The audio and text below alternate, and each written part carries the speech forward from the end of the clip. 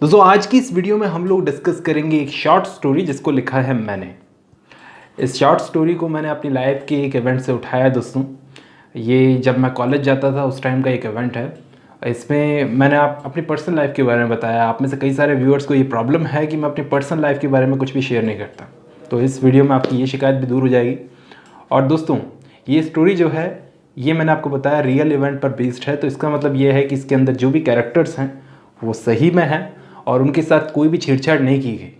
जैसा है स्टोरी, ज़्यादा इंटरेस्टिंग बनाने के लिए मैंने कुछ फेरबदल नहीं किए, जैसा है वैसे ही स्टोरी को प्रेजेंट किया। दोस्तों ये स्टोरी में मैंने पहली बार लाइफ में फर्स्ट प्रैक्टिकल एक्सपीरियंस लिया था, वो भी अपने फादर से। इस स्टोरी का टाइटल है देखते हैं बेटा। अब आप ये कहोगे कि ये कैसा टाइटल है सर? मेरी स्टोरीज का टाइटल तो कुछ ऐसा ही होता है, देखते हैं बेटा। शुरू करते हैं।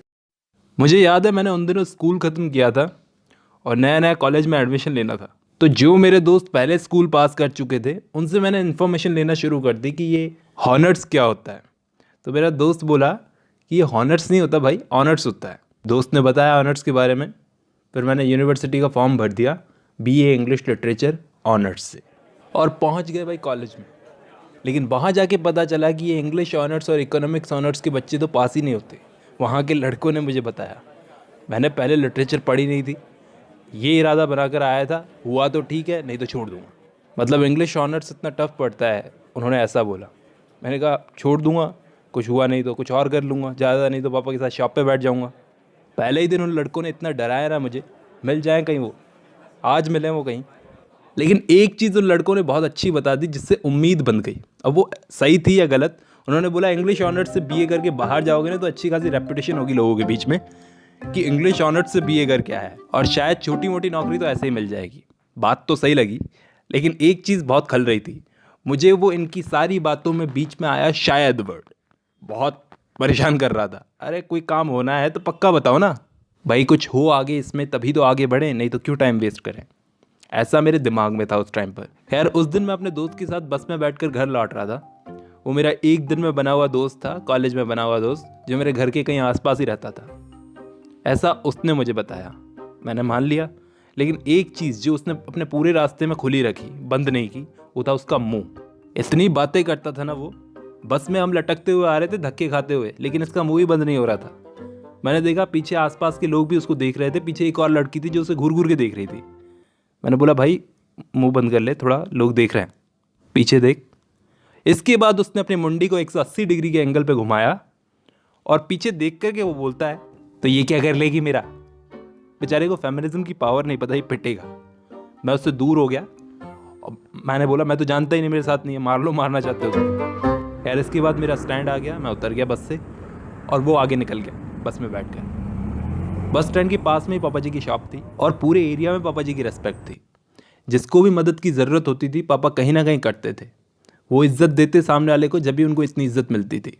लेकिन इतना सब होने के बावजूद एक चीज़ का दुख भी था मन में, छोटा सा, कि अकेले कमाने वाले घर में पूरे घर को चला रहे। मैं अगर एक सपोर्ट बन जाता तो ज़्यादा बेहतर रहता। अब पहला दिन था कॉलेज का, तो पिताजी ने पूछा भाई कैसा गया दिन, पहला दिन। मेरे मना करने के बावजूद इतना दूर एडमिशन ले लिया, 20 किलोमीटर जाना 20 किलोमीटर आना। पापा बहुत दूर दूर से लड़के आते हैं, मैं अकेला थोड़ी जाता हूँ, बहुत दूर से आते हैं। और इतना दूर जा रहा हूँ तो कुछ सीखने को ही मिलेगा ना। आप चिंता मत करो, नौकरी मुझे अच्छी मिल जाएगी। आफ्टर ऑल मुझे ही डिसाइड करना है, मुझे आपकी तरह 12 घंटे काम करना है, ऐसे मेहनत करनी है दुकान पर बैठकर, या फिर अच्छी खासी बिना मेहनत और ज़्यादा पैसे वाली जॉब। बस ये बोला मैं, और उसके बाद पापा जी कुछ नहीं बोले भाई। उन्होंने बस एक बात बोली छोटी सी, वो मुझे आज भी याद है। उन्होंने बोला देख बात सुन, दुनिया में कुछ भी परमानेंट नहीं है। बहुत लोगों के प्लान्स धरे के धरे रह जाते हैं। तुझे अभी बहुत कुछ सीखना बाकी है, अभी स्कूल से निकला है, ज़िंदगी शुरू की है, इस टाइम पर सब में जोश होता है। ये बात सुन के मुझे उस टाइम पर फील हुआ कि मैंने कुछ गलत बोल दिया। भाई चाहे इन्होंने जो कुछ भी किया, 12 घंटे काम करके कम से कम मेरे घर को चलाया है, और मैंने क्या किया है, आज इतना बड़ा हो गया इनको सिखा रहा हूँ। उस वक्त बस मेरे मुंह से इतना निकला, मैं था अड़ियल। पापा जी बस इतना समझ लो, ज़्यादा टाइम आपको हमारे लिए ऐसे मेहनत करने की ज़रूरत नहीं पड़ेगी। और उनके मुंह से बस इतना निकला, देखते हैं बेटा। ये डायलॉग वो हमेशा मारते हैं, देखते हैं बेटा। अब रोज़ मेरा कॉलेज आना जाना शुरू हो गया, वही लाइफ। कभी बस टाइम पे आ जाती थी, कभी नहीं आती थी।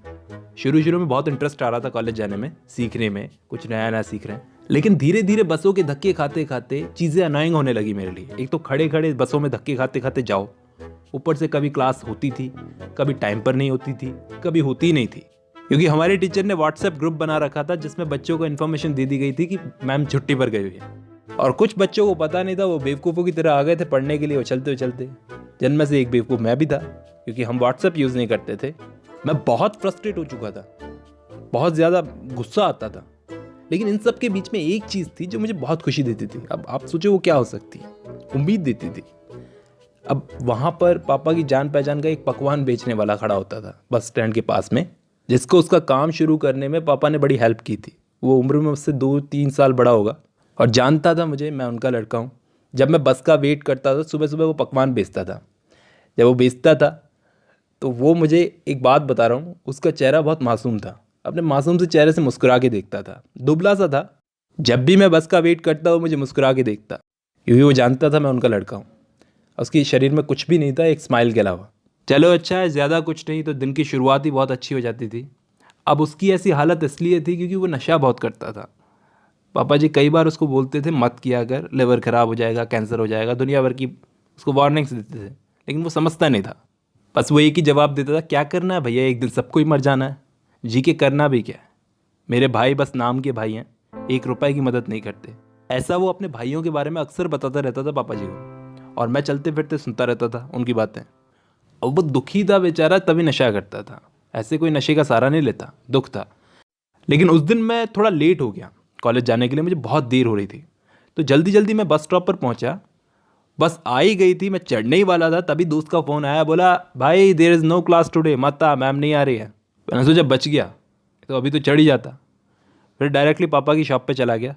तो मैंने क्या देखा, वो पकवान वाला लड़का वहीं बैठा था। मुझे देख के मुस्कुराया। मैं वहीं पे बैठ गया उनके पास में, उनकी बातें सुनने लगा। पापा उसे कोई बात समझा रहे थे, बोल रहे थे कि तू भी चला जाना तेरे भाई भाभी के साथ में, जब जा रहे हैं तो क्या प्रॉब्लम है। मैंने बोला कहाँ जाने की बात हो रही है। बोले कि इसके भैया भाभी जा रहे हैं वैष्णो देवी। मैं बोल रहा हूँ चला जा साथ में, फिर मौका आए नहीं आए। वो मेरे पापा को भैया बोलता था भैया मैं नहीं जाऊँगा उनके साथ में, मुझे मालूम है वो मुझे क्यों लेके जा रहे हैं। वो मुझे अपना कुली बना कर लेके जा रहे हैं ताकि उनके साथ में उनके बैग उठाऊँ जाकर। अब आप ही बताओ, इतने टाइम से जिस भाई को याद नहीं किया, छोटे भाई को, आज अचानक बोलते हैं कि चल वैष्णो देवी चल। क्या मतलब हो सकता है इसका? अब आप मुझे बताओ, मैं आपके बेटे से, मेरे लिए बोल रहे थे, मैं आपके कपिल से एज में कितना बड़ा हूँ, 2 या 3 साल? छोटे भाई पर तरस नहीं आता उन लोगों को। नहीं भैया, जाऊँगा तो खुद के पैसों से जाऊँगा, नहीं तो नहीं जाऊँगा। और देखना भैया, माता राजी हुई तो इसी साल खुद जाऊँगा, पैसे जमा करना शुरू कर दिए, थोड़े टाइम में मैं भी निकल जाऊँगा। और पिताजी ने इसके बाद में वही डायलॉग मारा उसको भी जो मुझे मारते थे, देखते हैं बेटा। अब उसके लिए मुझे थोड़ा सा अफसोस हुआ कि बेचारा कितना मजबूर है।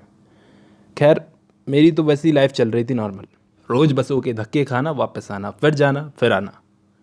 बस इन दिनों मुझे संडे बहुत अच्छे लगने लगे थे कि भाई संडे आए, लेकिन संडे चले जाते तो बड़ा दुख होता। मंडे को उठकर जाना फिर से, तो बड़ी तकलीफ सी होती थी। अब एक दिन मंडे को मैं उठा, तैयार होकर निकला कॉलेज के लिए, बस स्टैंड पर पहुंचा, बस में चढ़ गया।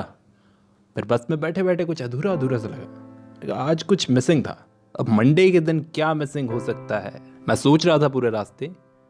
क्लास भी ले ली, वापस भी आ रहा था, तभी रास्ते में याद आया कि कुछ तो मिसिंग था। वापस बस स्टॉप आ गया, बस स्टॉप पे उतरा तो देखा, हाँ अभी मुझे याद आया कि आज उस पकवान वाले ने अपनी स्टॉल नहीं लगाई।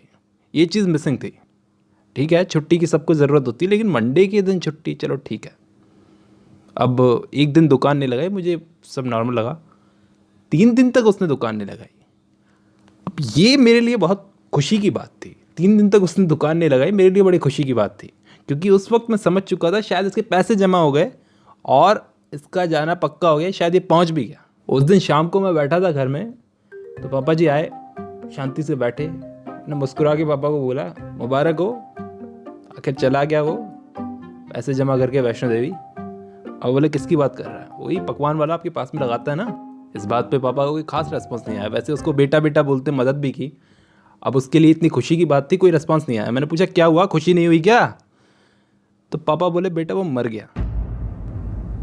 वो छोटी सी बात सुनने के बाद 2 दिन तक मेरे बात दिमाग में घूमती रही, बस में आते जाते, और दिमाग में पापा की बताई वो बात आ रही थी न लंबे चौड़े प्लान्स बनाने का क्या फ़ायदा जब ज़िंदगी का ही भरोसा नहीं है। देखते हैं बेटा।